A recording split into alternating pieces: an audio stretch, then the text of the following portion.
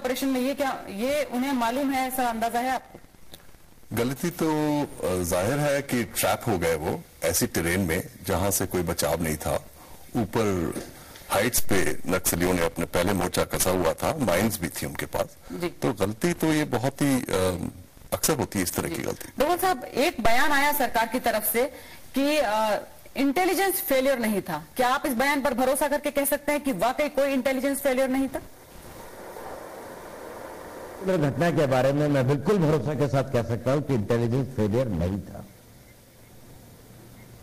मतलब local level से लेकर सेंट्रल लेवल तक पूरी हर चीज की जानकारी खुफिया तंत्र को थी और समय से वो दे दी गई। स्ट्रैटेजिक लेवल से लेकर टैक्टिकल लेवल तक कि कैसी टेराइन है, क्या इनके इरादे हैं, क्या इनके टारगेट्स है, क्या इनकी तैयारी है, क्या इनके पास में वेपन्स हैं और ये किस तरह के टारगेट्स को एंगेज करना चाहते हैं, यहां से लेकर शायद उस घटना के कुछ समय पहले तक जो बात घटना होने वाली थी उसके बारे में मेरे ख्याल से पूर्व सूचना थी, ऐसा मुझे ज्ञात हुआ है। जी सुब्रमण्यम जी, एक बात इसके बाद कई बार उठी, एक सवाल कि सीआरपीएफ क्या सही पैरामिलिट्री फोर्स है वहां भेजे जाने के लिए, जिसको ना वहां की भाषा आती है, ना वहां का टेरेन उसको पता है, ना वहां के रीति रिवाज मालूम है, और ऐसे में उन जंगलों में इस तरह की गुरिल्ला वॉर के लिए भेज दिया जाता है। तो ऐसा लगता है कि बलि देने के लिए भेज रहे हैं वहां सीआरपीएफ को। क्या सही फैसला है ये?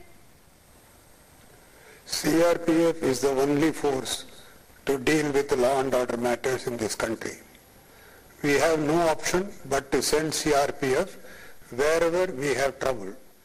You cannot expect CRPF to be familiar with all the terrain to which they are being deputed.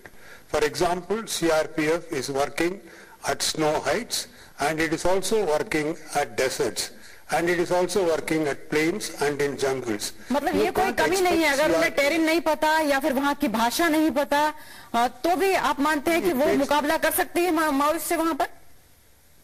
See, the point is CRPF is a well-trained force.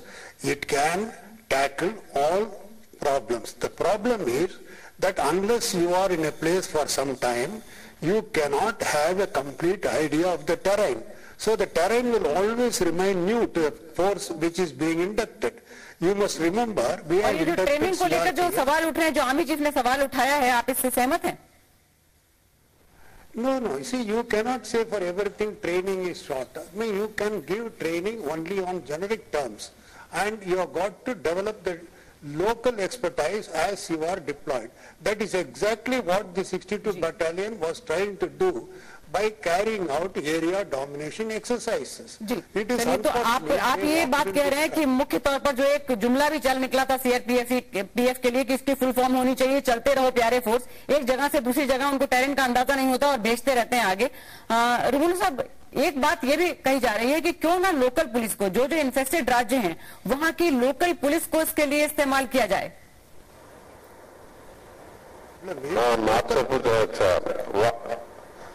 Local police वहां मौजूद होना था मगर नहीं थे।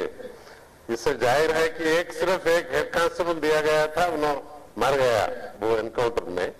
इसके साफ साफ बता रहे हैं कि कोई आमिन साहब या सर्कल इंस्पेक्टर डीवाईएसपी रहना था उधर।